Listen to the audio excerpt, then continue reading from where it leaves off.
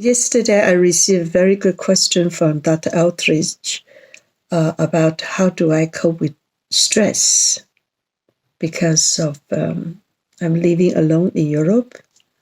I've been through so many changes in life, and whether I like it or not, the racism does exist, obviously, or hidden somewhere from time to time. How do I cope with stress? I think before I talk about how to cope with stress, allow me to analyze how do I divide stress. One is what I call it hyperstress. Hyperstress does mean I know my anxiety start to rise.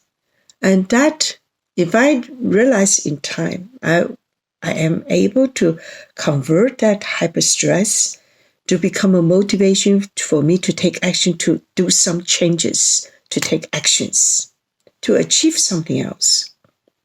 And the other one is so-called overstress. Overstress does mean I have to learn to deal with a lot of unexpected things beyond what I can control. And I feel helpless, and I feel really stressed out. If I'm not aware in time and careful enough, I might step into burnout easily. Have I been to burnout? Yes, I have. How do I describe the syndrome? First of all, I feel very tired, okay? And I lost memory easily.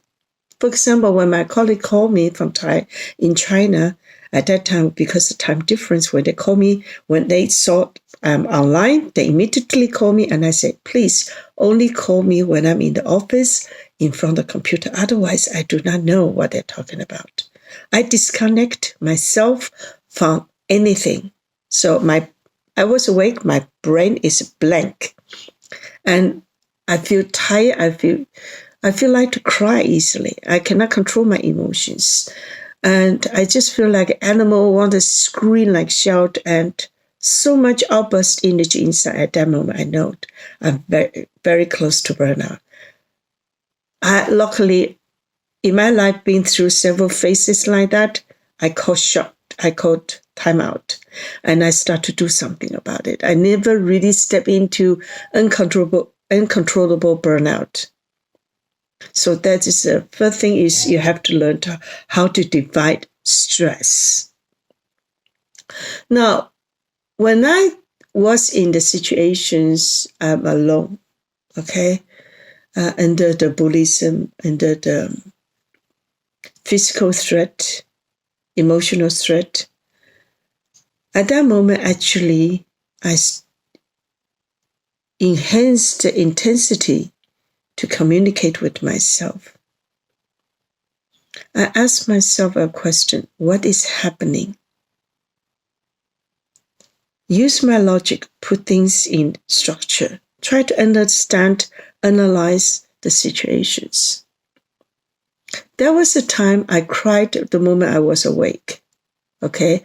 And I can't help it. And I said to myself, you are going to survive. You're going to survive through this one.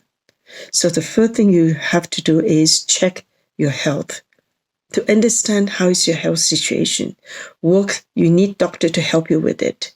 So I went to my family doctor to do the blood testing, to do all the testing, because I could not afford to go to hospital to have a total checkup. So what I do is I talk with the family doctor and ask him to do the blood testing, because through the blood, we can actually test a lot of things.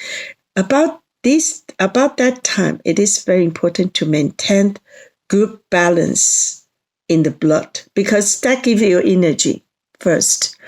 Secondly, I actually take time with myself more to communicate with my dad. Whatever I do, I said to my dad, Papa, I did my best. Help me. Give me the light. Tell me what should I do better than what I'm doing now. So even though my father passed away a long time ago, but my father's teaching was always in my heart. At that moment, his teaching really helped me a lot because my father told me one simple thing. God only helps those people who can help themselves. Be honest with you. Deal with the problems honestly. Don't try to deny it or lie to yourself, because every denial, every lies you made, you are digging another holes. In order to fill up this hole, you dig another hose. Eventually, the hose will be too deep.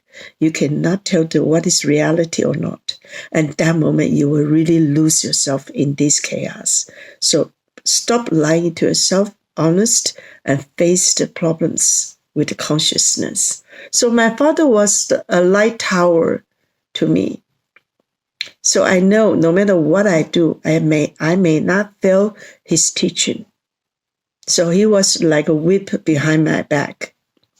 In the meantime, I know I have to live healthy in the good condition. So I practice more Dao Yin Qigong. Dao Yin Qigong is about relaxation, emphasize relaxation, breathing for relaxations, and alignment, building only one thing, your body, your mind, and energy. So during the time when I practice Dao Yin Qigong, 2 hours, I'm in the safe domain.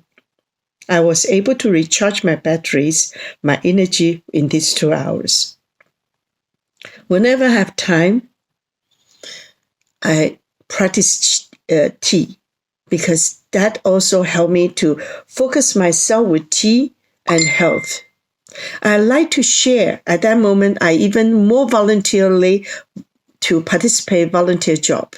I help people, because helping other people, actually, I help myself more.